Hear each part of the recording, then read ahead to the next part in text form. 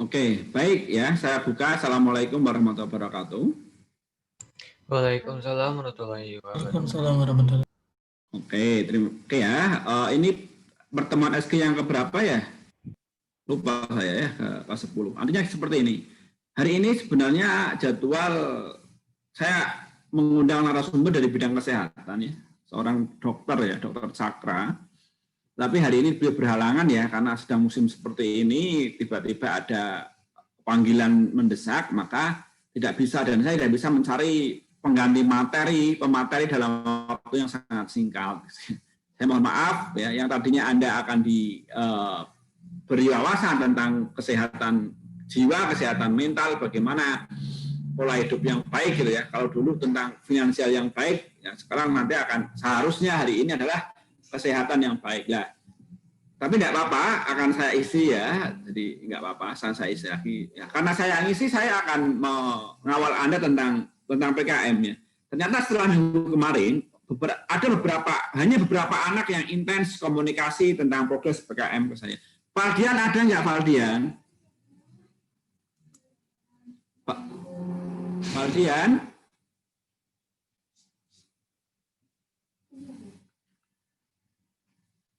Nanti saya ke sana Bu Sri. Ya. Oh siap. Jam berapa? Oke siap. Oke baik. Gini, Pak Dian ada? Pak? Nah ini ngantar ibu ini biasanya. Nah, bilang tolong di WA, di telepon, di teror tuh Valdian, cari saya. Sering nggak ini? Aska mana Aska?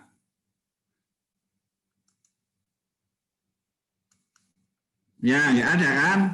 Nah, anak nakal ini. Aska. Kemudian siapa lagi ya yang ini? Siapa sih teman-temanmu Noval yang ini biasanya yang bareng-bareng itu Aska. Gira mana Gira? Dirga. Nggak ada lagi kan? Nah. Kacau ini. Oke ya, baik. Saya ini akan lanjutkan sekali. Jadi, oke ya. Masih tentang PKM. Kemarin kan baru PIMNAS tuh ya. PIMNAS yang menang ya UGM ya. UGM, Brawijaya, ITB itu 3 besar itu yang menang. Kita belum masuk. Jadi jadi gini, kenapa kok PKM itu diadakan? PKM diadakan kan salah satunya ya ingin melihat sih bagaimana sih kreativitas anak-anak Indonesia, mahasiswanya itu seperti apa. Itu satu. Yang kedua adalah yang perlu diingat, di PKM itu memiliki karakteristik yang tidak sama dengan lomba yang lain. Lebih ketat, lebih jelimet, lebih ini. Jadi gini Mas, jadi aturan di PKM itu kalau saya menilai gitu ya biasanya ya, ketika diminta menilai di babak ini ya review, biasanya ada istilah daring 1, daring 2. Daring 1 itu penilaian format. Jadi di PKM itu yang dinilai pertama adalah format. Ketika ada satu saja tulisan Anda yang tidak sesuai format, ya sudah gugur. Kita tidak melihat kontennya. Clear ya, jadi formatnya itu penting. Jangan sampai ide baik Anda, ide bagus Anda itu gugur gara-gara ada satu. Formatnya misalnya apa Pak? Formatnya adalah letak penomoran tidak sesuai pedoman. Misal letaknya nggak sesuai kan. Itu seperti. Kemudian formatnya itu diminta harus ada pendahuluan, luaran, dan Anda nggak mencantumkan luaran. Itu nggak boleh. Format biodata tidak sesuai dengan pedoman, itu juga salah gitu ya. Di PKM dari halaman pengesahan sampai daftar isi itu Romawi center gitu ya. Anda nulisnya tidak Romawi ya salah gitu ya. Bab 1 sampai bab daftar pustaka itu harusnya di kanan atas itu ditulis ya pakai Times New Roman. Anda nulisnya di bawah ya salah. Hal seperti itu sangat dipelototin gitu dalam PKM. Karena apa? Tujuan PKM itu adalah ingin menjadikan mahasiswa itu satu tahu aturan, tapi nggak hanya tahu taat aturan. Karena tren di Indonesia itu orang banyak sebenarnya tahu aturan, tapi nggak taat gitu ya. Jadi ya kacau gitu seperti itu. Baik itu berlalu lintas, baik itu di birokrasi dan seterusnya. Tahu ketika korupsi itu nggak baik gitu, tahu, tapi ya dilanggar juga gitu ya. Seperti itu misalnya. Ya. Tahu kalau kita itu harus mencuci tangan, memakai masker, menjaga jarak, tahu, tapi tidak patuh, ya Anda keluar saja gitu misalnya, atau boncengan dan sebagainya. Nah itu culture itu yang perlu kita benahi. Makanya tujuan PKM salah satunya adalah yang fundamental adalah agar membuat mahasiswa tahu aturan dan patuh aturan. Patuh aturan bukan berarti membatasi kreativitas atau orang kreatif itu boleh bebas melanggar aturan, nggak boleh seperti itu juga. Nggak boleh seperti itu. Jadi ya kreatif itu ada ruangnya sendiri, ketaatan juga ada ruangnya sendiri. Jadi kita bangun kreativitas di atas ketaatan, gitu, kepatuhan. Tidak boleh kreatif tapi melanggar hukum, itu nggak boleh. Kreatif tapi mengganggu ketentraman masyarakat itu juga nggak boleh. Jadi seperti itu, jangan alasan orang kreatif suka-suka sendiri, nggak boleh gitu. Ada norma-norma, ada aturan-aturan yang perlu kita ini, karena kita hidup di masyarakat kan ya, tidak ini satu. Jadi tentang itu ya, tata tulis itu harus dicek. Setelah itu apa? Akan dicek kesesuaian kamar PKM. Betulkah ide ini itu masuknya PKM KC? Oke, kalau betul lolos, kalau nggak betul gugur. Jadi belum ke konten ya. Tadi masih tata tulis tentang administrasi persyaratan gitu ya, tidak boleh ada scan tanda tangan, tidak boleh ada apa yang biasanya seperti itu. Penomoran halaman, jumlah halaman tidak boleh lebih dari 10 dan seterusnya. Letak penomoran, ya, tulisannya harus dosen pendamping bukan dosen pembimbing, misalnya seperti itu. Format biodatanya harus sesuai gitu. Itu agar patuh. Ya, setelah itu apa? Akan dicek tentang benarkah ini itu memang di PKMKC cocoknya? Benarkah ini itu BKMP? Benarkah ini di PKMT, PKMM? Kan ada clue-nya masing-masing, ya. Clue-nya masing-masing ya. PKMKC itu membuat atau berinovasi. Membuat itu berarti sesuatu yang belum ada menjadi ada. Kalau berinovasi itu meningkatkan improvisasi gitu ya. Suatu hal menjadi jauh lebih baik. Itu PKMKC.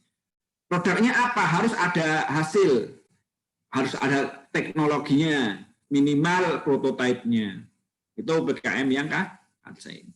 Kemudian kalau PKMP itu harus meneliti, gitu ya. Meneliti tapi tidak yang fundamental sekali, karena itu masuknya ke penelitian fundamental, tapi yang di sekitar kita. Misalnya seperti ini, kita masih diributkan gitu. Benar nggak sih kalau rebus mie, masak mie itu air rebusan yang kuning itu dibuang karena air kuning itu berbahaya. Ya, misal Anda bisa mengangkat itu sebenarnya PKM penelitian. Betul nggak sih seperti itu? Itu berbahaya atau tidak? Kalau ternyata tidak berbahaya, Anda publikasikan supaya tidak salah gitu ya, misalnya. Kalau itu berbahaya ya juga sampaikan. Kan hal sepele itu satu. Kemudian terus misalnya seperti ini.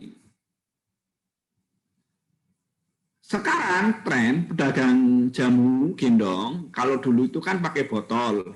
Nah, ternyata semakin tambah usia, ibu-ibu itu kan semakin berat toh kalau harus menggendong bakul yang isinya jamu yang di tempat botol. Nah, sekarang diganti plastik. Plastik itu polimer misalnya. Nah, padahal jamu itu kan harus direbus kemudian dimasukkan ke plastik. Nah, benar nggak sih misalnya ya? Karena polimer itu kan dicurigai akan mengkontaminasi ininya ya, akan luntur ketika diberikan diisi jamu yang panas. Benar nggak sih jamu yang sekarang ditempatkan pada plastik itu berbahaya? Kita tidak boleh menjustifikasi itu berbahaya, nggak boleh gitu ya. Kalau tidak pernah kita uji. Itu juga PKM penelitian yang di sekitar kita sebenarnya. Nah, ternyata nggak berbahaya ya. Anda rekomendasikan, oh ternyata nggak berbahaya, ini baik-baik saja kok misalnya ya. Oke gitu. Dengan polimer pada plastik itu akan luntur ketika temperaturnya misalnya sampai 800 derajat. Jamu itu air mendidih cuma sampai 100-an, jadi aman. Misal, tapi kan itu harus diteliti seperti itu. Misal seperti itu. Terus Anda tahu bahwa ini ada kan ya tempe yang agak busuk ya, tempe bau kencing kucing itu loh ya. Ada kan yang memasak itu ya. Kalau ini sudah tentu. Ya gitu itu aman dimakan gitu. Misalnya seperti itu. Jadi untuk penelitian penelitian yang eksakta gitu ya, kita penelitian yang teknik eksakta itu seperti itu, mengungkap sesuatu kejadian yang dekat dengan kita, yang dibutuhkan masyarakat gitu ya untuk mencerdaskan. Itu yang diangkat misalnya. Dan untuk bidang misalnya bidang ini ya, keamanan jaringan mungkin ada lagi. Bidang di komputer mungkin ada lagi gitu ya. Itu silahkan. Misalnya seperti apa hoax yang ada di sana atau apa perbincangan yang ada di sana yang masih ambigu, ini benar atau tidak, lah itu bisa diangkat sebenarnya. Nggak usah jauh-jauh. Nggak usah sampai misalnya efek gitu ya, medan listrik gitu ya, terhadap misalnya laju pertumbuhan kecambah. Itu terlalu fundamental.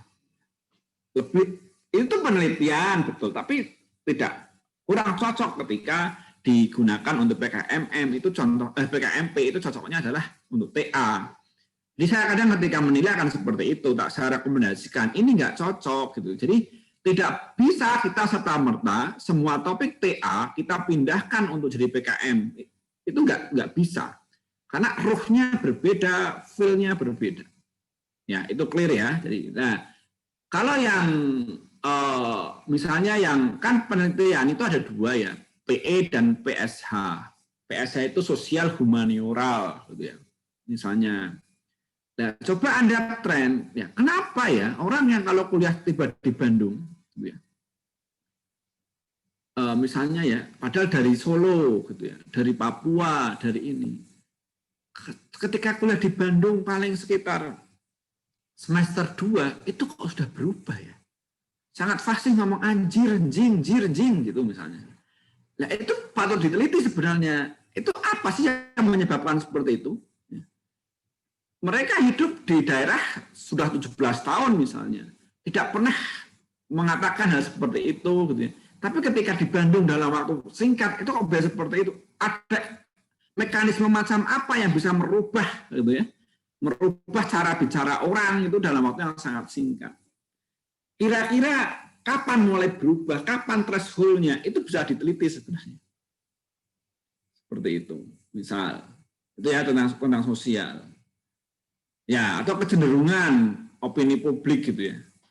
Benar nggak sih kalau kebohongan yang diulang-ulang itu akhirnya di kebenaran misalnya. Itu orang ini itu silakan diteliti misalnya. Itu PSH ya.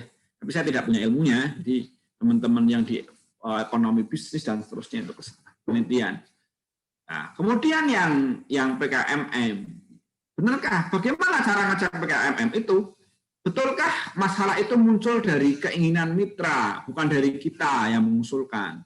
Karena memang mitra itu butuh itu dan itu masalah prioritas di mitra. Itu satu. Jadi kalau tidak ya berarti ya salah. Gitu. Kalau tiba-tiba saya ingin melakukan pemasangan panel surya di desa X, loh memang sana butuh. Gitu ya. Kalau nggak butuh ya nggak usah. Gitu. Memang tunjukkan bahwa memang sana itu diperlukan. Satu, ya. PKMM. Kalau PKMT apa? PKMT itu pastikan bahwa kebutuhan itu dari mitra yang produktif tadi. Contohnya apa? Misalnya Gojek gitu ya. Dulu ada layanan Go Message gitu ya. Tapi sejak pandemi ini gitu ya. Itu kan jadi orang takut untuk dipijat gitu ya. Nah, perusahaan itu kira-kira apa ya solusi teknis apa yang bisa diberikan supaya bisa ini meningkatkan tetap kayak dulu gitu ya, tetap ada Go Message, tetap ada income yang masuk, tetap ada orderan yang masuk. Karena kalau nggak ada ya kasihan juga pekerjanya gitu ya. Itu seperti itu. Nah itu kira-kira apa solusi yang ditawarkan Itu misalnya PKM-T, penerapan teknologi. Tapi itu muncul dari mitra yang produktif. Yang ketiga adalah PKMKC. KC apa? Kewirausahaan, PKMK. PKMK itu adalah berangkat dari kebutuhan pasar, kebutuhan masyarakat. Masyarakat itu butuh apa sehingga Anda membuat produk yang akan laku benar-benar dibutuhkan oleh masyarakat. Misalnya apa? Berbagai hand sanitizer sekarang gitu ya, misal seperti itu. Itu butuh. Terus Anda pelajari itu, oh ternyata tanda-tanda kena COVID itu gini. Oh yang terpenting itu sebenarnya di COVID itu adalah kita pastikan tentang kandungan oksigen dalam darahnya. Wah, kalau gitu saya akan buat tuh dan menjual tuh misalnya alat untuk mengukur kandungan oksigen dalam darah gitu misalnya. Itu kan sangat dibutuhkan, misal itu ya. Atau masker lah, masker tapi nggak sekali pakai tapi bagus seperti apa. Itu bisa diinikan kira-kira ya, itu seperti itu. Atau gini, ini kan masih Gojek itu biasanya pakai helm bersama-sama kan rawan menyebarkan ketombe misalnya, menyebarkan bau pomade gitu kan. Pomade-nya beda, saya nggak pakai pomade itu misalnya ya, karena pakai Gojek kan kita nggak bawa helm kan.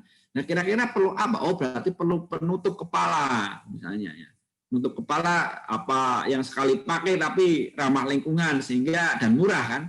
Sehingga kita kalau pergi-pergi bawa itu, kalau ketika kita panggil Gojek, panggil go online ya, ojek online ya, Anda pakai dulu baru pakai helm. Nah itu dibutuhkan ya. Hal seperti itu mungkin yang perlu Anda lihat. Jadi peluang pasar perlu apa Anda butuhkan, yang benar-benar dibutuhkan sekarang.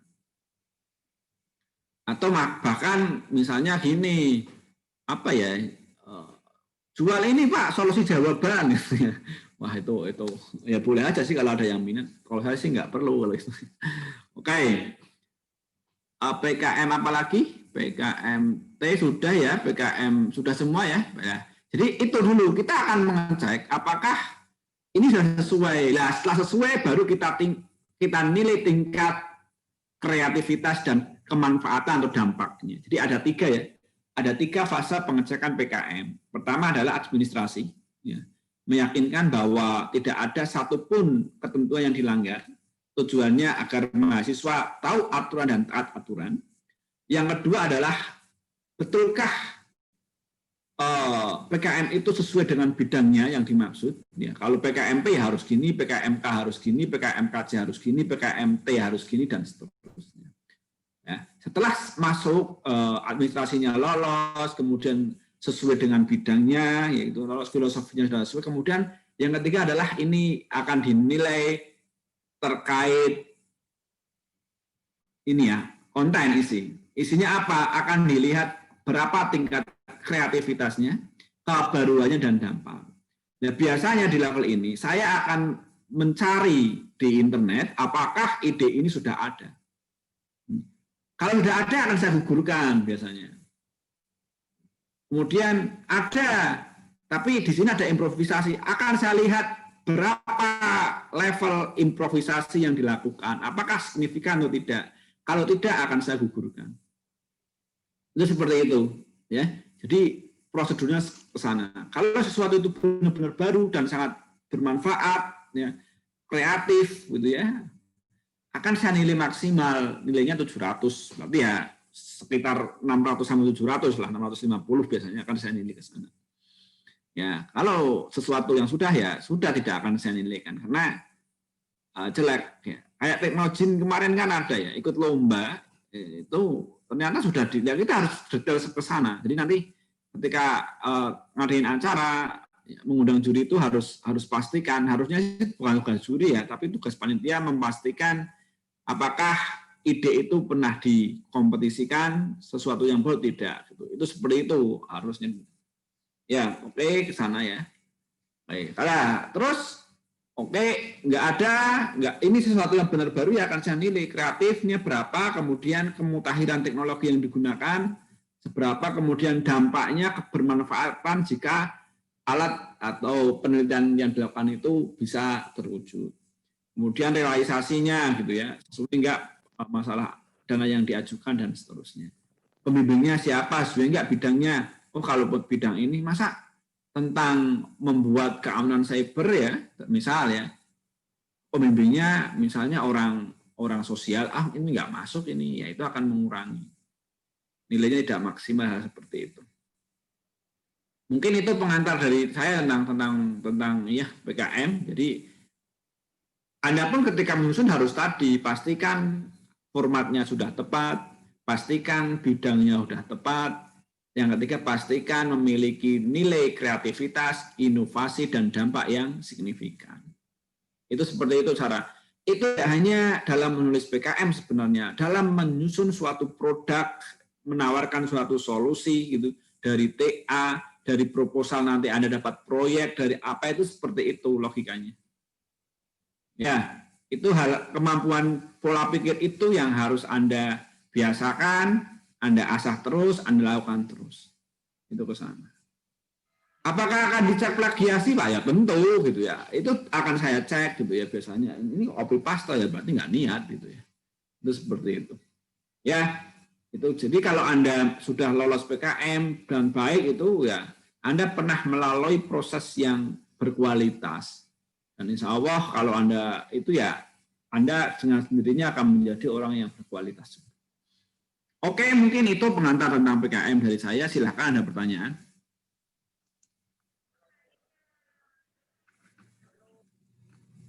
Ada pertanyaan? Ingat loh, Desember selesai loh ya. Ini kan hanya 100 berapa? 28 kan? Berarti sekitar berapa yang enggak ini, harus 70, 40-an orang enggak hadir. Ada udah datang belum? Pak Dian ada belum, Pak? Iya, Pak. Sudah ada, Pak. Iya. Mana baru datang? Kenapa? Baru datang kemana? Kenapa? Baru datang kemana? Saya dari tadi, Pak. Udah dari jam 9.30-an kok. Mana ada, itu saksi hidup. Saya panggil-panggil nggak datang. Aska sudah ada belum? Ada, Pak. Oh, baru dari mana? Punten baru bangun, Pak. Ngapain? Hah? Biasa, Pak. Ada. Kemudian Dirga ada? Ada. Pak, tolong dicek link itu, kirim saya lagi ke laptop saya ini ya, jadi semua data hilang. Share ke saya lagi ya, Pak. Link yang mana tuh, Pak? Link ngumpulin tugas SG itu loh, Yang sama tugas ini. resume itu, Pak. Tugas resume sama tugas PKM kan ada kan? Oh iya, Pak. Masih ada di room chat kalau nggak salah, Pak. Nah, tapi iya seperti ini. Saya kan ini ya di ini lagi sama aksesnya. Kan kalau mau tanya, jadi ini tidak hanya kita ngomong tentang PKM ya. Harapan saya pola pikir ini tuh melekat dan Anda gunakan untuk ke depan dalam menjalani hidup, dalam menganalisis sesuatu masalah, dalam memberikan tawaran solusi. Ya, yang perlu Anda ingat adalah solusi itu tidak tunggal. Ya. Ada beberapa kemungkinan ya, cara untuk menjadi solusi, sehingga Anda nanti disuruh menilai ya, solusi mana yang paling memungkinkan, paling tepat dilakukan saat itu dengan kondisi yang ada. Itu seperti itu. Ya, itu seperti itu. Silakan kalau ada pertanyaan.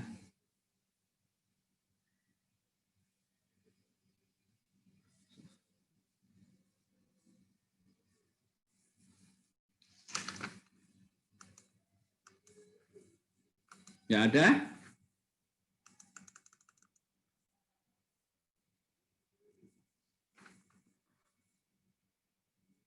Ya ada pertanyaan?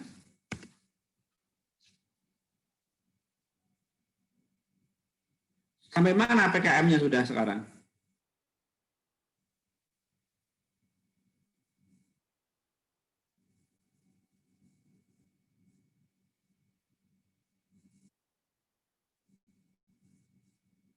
Bentar ya.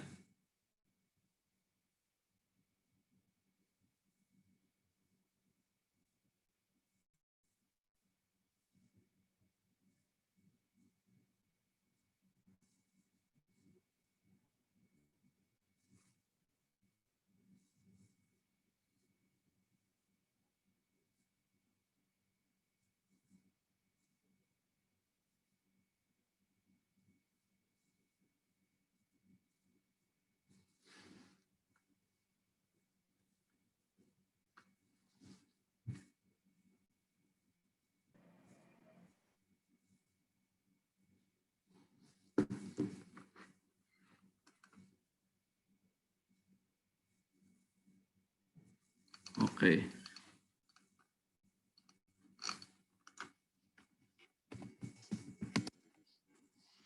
Silakan, ada pertanyaan apa? PKM sudah sampai mana Anda? Belum? Ya ada? Sudah dikerjakan belum? Atau kemarin ini ya, Anda ngejar proposal TA ya?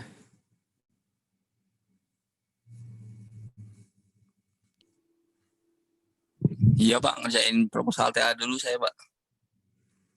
Oke.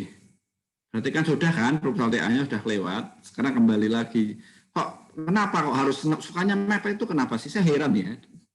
Kenapa harus mepet? Kenapa? Apakah memang kemampuan itu muncul di akhir-akhir ya? Kalau saya kemarin udah seminggu kemarin Pak, tapi nunggu tanda tangan dari dosen pembimbingnya yang lumayan. Enggak, seminggu itu masuk mepet Mas. Artinya ini kan udah minggu ke-11 ya. Minggu ke-1 sampai misalnya ke-10 itu kenapa nggak dikerjakan di sana? Ada revisi Pak. Oh revisi ya, ya sudah lah. Ya, memang harus ini ya. Jadi jangan mepet lah gitu ya. Kita itu belum seahli itu level kita. Kita masih newbie semua ya. Jadi ya memang sadarilah kita harus mengukur diri kemampuan kita itu seberapa sih gitu ya. Padahal tuntutan kampus misalnya, tuntutan mata kuliah itu kita harus mencapai level mana. Kalau gap kita masih cukup jauh ya, kita harus usahanya lebih gitu ya. Untuk bisa mencapai gap itu. Kita harus seperti itu terus. Jadi termasuk nanti ya jangan samain lah belajar loh. Teman saya belajarnya sehari 1 jam paham Pak, saya kok nggak paham ya tambahilah gitu ya, gampang gitu, tambahilah jadi 2 jam, masih belum paham Pak, tambahi 3 jam, belum paham lagi 5 jam sampai sepahamnya, karena soal yang akan diberikan sama. Seperti itu harusnya, jadi harus kayak gitu. Ya terus nggak boleh mudah menyerah, Anda harus keras kepala gitu ya. Dalam menggapai suatu tujuan. Jangan sekali gagal langsung ini enggak. Jadi keras kepala dalam hal positif itu harus gitu ya. Saya pernah ini Pak Romi pembicara yang pernah kita ini dulu tentang itu. Beliau mengeluh gitu. Ini mahasiswa magang di tempat beliau. IP-nya cum laude gitu ya. Tapi lembek. Gitu. Baru seminggu minta undur diri karena enggak sambung mengikuti. Memang sukses itu mudah? Enggak, itu perlu kerja keras yang luar biasa. Yang Anda lihat, yang kita lihat gitu ya, orang-orang sukses itu kan hanya tampilan luarnya saja gitu ya. Kayak fenomena gunung es ya di dasar lautnya itulah kegigihan dalam mendaki gitu. Itu harus sadar. Ya memang enak ketika sudah sukses. Misalnya samalah Bukalapak sekarang ada dulu ketika merintis kayak apa? Sama. Jadi mindset itu yang harus teman-teman ini ya Anda pahami gitu ya. Berbasuki mawabeo, segala sesuatu itu butuh pengorbanan. Bahkan pengorbanan apa waktu gitu. Waktu muda Anda kadang harus investkan ya untuk mengembangkan diri dengan baik gitu. Sehingga nanti ketika di masa depan Anda bisa memiliki pencapaian yang lebih dibandingkan teman-teman seangkatan Anda. Nanti silakan lihat 10 tahun lagi Anda di mana, teman-teman Anda itu sudah di mana. Itu nanti. Dan memberi apresiasi diri itu sah-sah saja setelah Anda bekerja keras gitu ya, misalnya staycation gitu ya, nggak apa-apa kalau Anda punya uang gitu ya. Nggak apa-apa, itu boleh gitu ya. Anda membeli baju, membeli apa, itu silakan, tapi Anda harus punya pencapaian dalam hidup. Silakan. Ada pertanyaan apa? Jelas ya tentang jadi sebenarnya ini tidak hanya tentang PKM, memang yang terdekat, kegiatan terdekat yang mengasah kemampuan itu adalah PKM. Kemarin salah di PKIP juga sama, hal-hal seperti itu dilakukan. Gitu ya.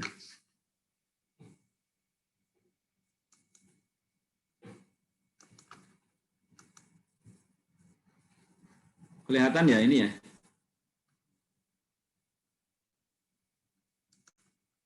Kelihatan? Kelihatan, Pak. Bisa nulis nggak? Loh. Nulisnya mana?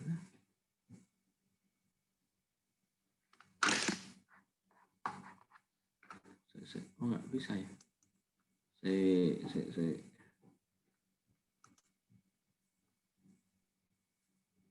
Silakan sambil nanya kalau ini perlu.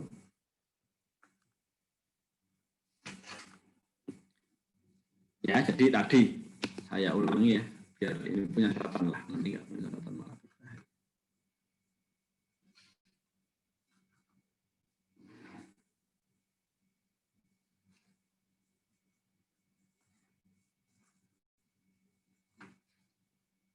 Ya,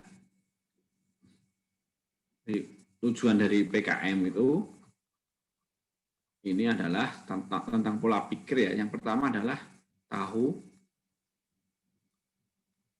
aturan dan taat aturan. Jadi tidak hanya sekedar tahu, karena kalau hanya sekedar tahu tidak taat itu ya berbahaya gitu. Ya banyak kejadian gitu. Itu sudah saya sebutkan tadi. Kemudian berpikirnya ya, berpikir kreatif, inovatif, solutif. Itu yang diinikan. Jadi ke sana arahnya. Jadi tahap-tahapannya administratif,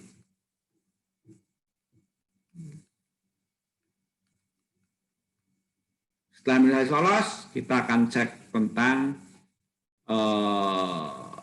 kesesuaian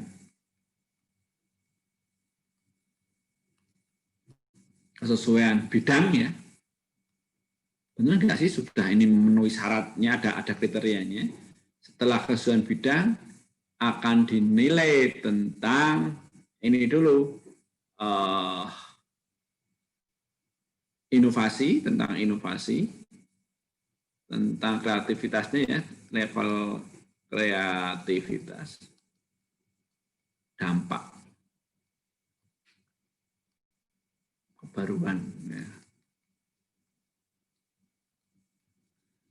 Jika sudah ada ya akan didel, sudah ada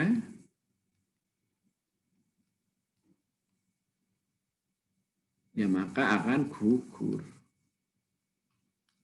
Ini adalah hal-hal yang perlu diinikan, administrasinya gitu ya. Kemudian kesesuaian bidang ini seperti itu. Ini adalah tentang PKM. Oke, ada pertanyaan, silakan ditanya nanti.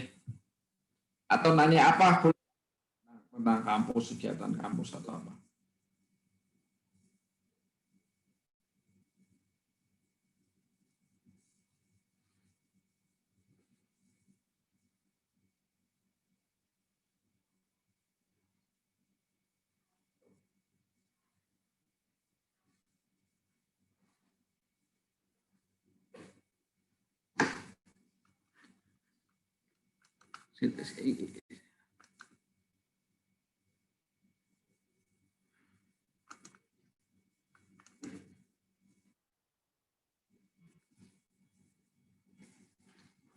Ada yang lain yang ditanyakan? Sudah nggak ada?